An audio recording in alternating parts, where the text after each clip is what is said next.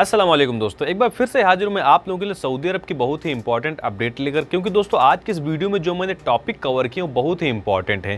क्योंकि जैसा कि आपको मालूम है कि सऊदी अरब की वीज़ा की स्टाम्पिंग प्रोसेस के लिए जैसा कि आपको मालूम है कि 22 अगस्त 2022 के बाद में अब आपको पीसीसी क्लियरेंस से गुजरना पड़ता है, जो कि अभी से मैंडेटरी कर दिया गया है। और अगर आप मेरे सब्सक्राइबर हैं तो आपको मालूम होगा कि इस टॉपिक पर मैंने 3 वीडियोज बनाए हैं। 3 वीडियोज में बहुत सारे कमेंट्स, लगभग 100 से ज़्यादा कमेंट्स आए हैं। तो वहाँ पर दोस्तों जितने भी कमेंट्स आए मैंने सारे के सारे कमेंट्स के जवाब दे दिए। क्योंकि जैसा कि आपको मालूम है कि हर एक कमेंट्स का जवाब दे देता हूं। हो सकता है कि थोड़ा सा लेट हो जाती है, लेकिन मैं हर एक कमेंट्स का जवाब दे देता हूं। बाकी यूट्यूबर्स की तरह मैं आप लोगों के कमेंट्स को रिमूव या फिर इग्नोर नहीं मारता हूं। तो यहाँ पर दोस्तों इन कमेंट्स में बहुत सारे सवाल भी आए हैं जो इसी पीसीसी को लेकर हैं, और ये सवाल बहुत ज्यादा इंपॉर्टेंट है, इसलिए इस वीडियो को लास्ट तक जरूर देखिए। हो सकता है पीसीसी के बारे में आपके मन में भी अगर कोई डाउट है तो इस वीडियो को देखने के बाद आपके सारे डाउट क्लियर हो जाएंगे।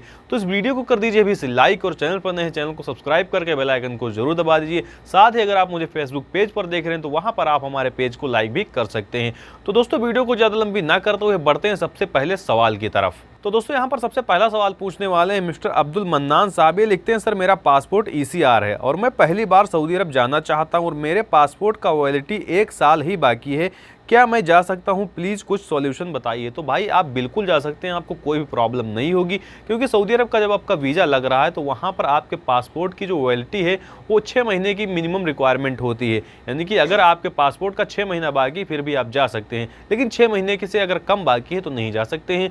आपके पासपोर्ट का तो 1 साल बाकी, आप जाइए और सऊदी अरब में जाने के बाद वहां पर आप अपने पासपोर्ट को रिन्यू करवा लीजिए, कोई दिक्कत नहीं होगी। यहाँ पर दोस्तों अगला सवाल है हैदर परवाज साहब का। लिखते हैं, please tell me sir, present हम कोई काम नहीं कर रहा हूं बट सऊदी अरबिया काम के लिए जा रहा हूं, एम्प्लॉयमेंट टाइप क्या सिलेक्ट करूं? मैं भाई आपकी प्रॉब्लम समझ गया।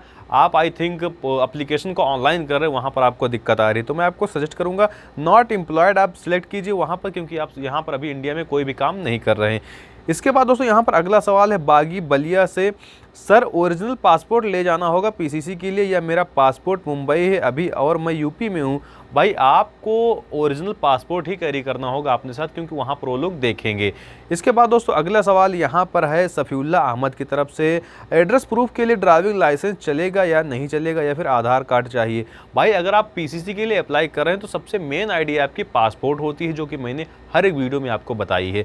तो मेन आईडी आपकी अगर पासपोर्ट ही है तो वहाँ पर आप अगर कोई दूसरा आईडी नहीं ले जाते हैं फिर भी चलेगी, लेकिन मैंने एहतियाती तौर पर बताया था कि आप अपना आधार कार्ड या फिर पैन कार्ड अपने साथ जरूर ले जाइए। इसके बाद दोस्तों यहाँ पर अगला सवाल है हिंद भाई की तरफ से। लिखते हैं, ब्रदर मैंने पासपोर्ट ओनली आधार से बनवाया था तो पैन कार्ड कंपलसरी है या नहीं है? भाई कोई चीज़ कंपलसरी नहीं, आपके पास पासपोर्ट होना चाहिए।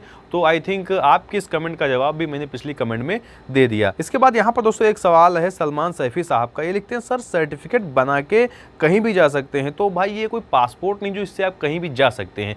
हालांकि मैं आपको बता दूं जब आपका सऊदी अरब का वीज़ा लग रहा है उस टाइम पे इसकी रिक्वायरमेंट होती है, तो आप इससे जा कहीं नहीं सकते। बस इसके लिए वीज़ा स्टाम्पिंग के प्रोसेस के लिए आपको इसकी रिक्वायरमेंट होती है। इसके बाद दोस्तों यहाँ पर अगला सवाल है मिस्टर जुनैद जी का। ये लिखते हैं, सर पुलिस इंक्वायरी जब आएगी तो जिसका पीसीसी बन रहा होगा उसका रहना जरूरी है क्या? ये बहुत ही इंपॉर्टेंट सवाल है, ये बहुत से लोगों के मन में आता है। तो भाई आपको मालूम होगा जैसे पासपोर्ट की इंक्वायरी आती है तो आपका घर पे मिलना जरूरी होता है, लेकिन कहीं ना कहीं पर आप लोग जब पैसा दे देते हैं तो वहाँ पे काम चल जाता है। तो इसका भी प्रोसेस वही, कोई मतलब मैंडेटरी बात नहीं कि आपको मिलना ही पड़ेगा, क्योंकि यहाँ पर आपका क्रिमिनल रिकॉर्ड देखा जाता है, ना कि आपकी आइडेंटिटी या फिर एड्रेस प्रूफ आपका मांगा जाता है। तो यहाँ पर ये पॉइंट आपका आई थिंक क्लियर हो गया होगा।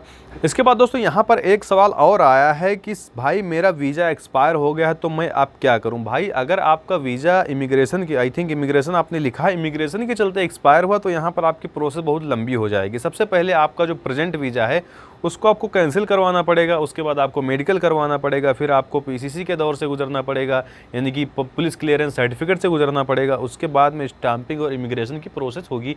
तो ये प्रोसेस अब आपके लिए लंबा हो गया है। इसके अलावा दोस्तों यहाँ पर एक सवाल और आया है जो कि इनका नाम नहीं लिखा। भाई जो डॉक्यूमेंट पासपोर्ट बनवाने के लिए दिया था वही ले जाना पड़ेगा क्या? तो भाई मैं आपको बता दूं कि अगर आप पीसीसी के लिए अप्लाई करते हैं, ऑनलाइन अपॉइंटमेंट बुक करते हैं, तो आपकी जो मैंडेटरी आईडी वो पासपोर्ट है। अगर आपने जो डॉक्यूमेंट्स पासपोर्ट बनवाते समय लगाए थे उनकी कोई ज़रूरत नहीं, लेकिन मैंने आपको जैसा कि हर पॉइंट में बताया है कि वो सिर्फ मैं एहतियात के तौर पर बताया था।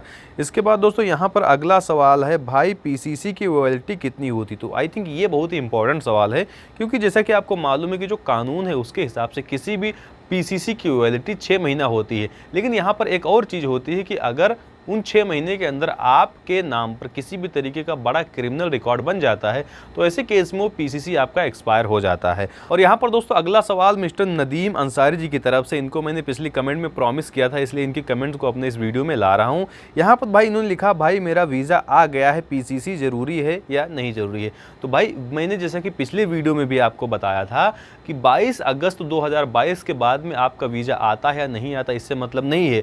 मतलब इससे है कि आपके वीज़ा की स्टाम्पिंग जो है 22 अगस्त 2022 के बाद अगर हो रही है तो आपको पीसीसी बहुत ज़रूरी है। अगर आप आसान भाषा में समझे तो हाँ, अगर आपका वीज़ा आया है तो आपको पीसीसी बनवाना ही पड़ेगा, क्योंकि अब ये मैंडेटरी कर दिया गया है। दोस्तों ये तो हो गई आज की सारी अपडेट्स, लेकिन इसके अलावा यहाँ पर एक अपडेट है सऊदी अरब की मिनिस्ट्री ऑफ लेबर की तरफ से जो आपको जानना बहुत ही ज़्यादा ज़रूरी है।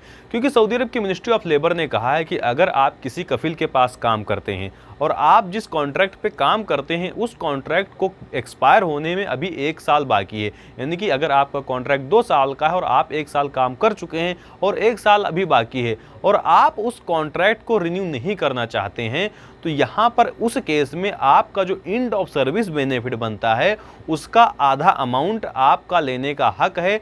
आपको इस हक से कोई भी रोक नहीं सकता। यानी कि अगर आपका जो एंड ऑफ सर्विस का जो पैसा है 2000 रियाल बनता है तो यहाँ पर 1000 रियाल आप ले सकते हैं according to Saudi Arabian labour law article number 84। तो आज की इस वीडियो में बस इतना ही। मिलते हैं आपको अगली वीडियो में किसी अगले टॉपिक के साथ। अगर आपका कोई सवाल है तो कमेंट का सेक्शन खुला हुआ है।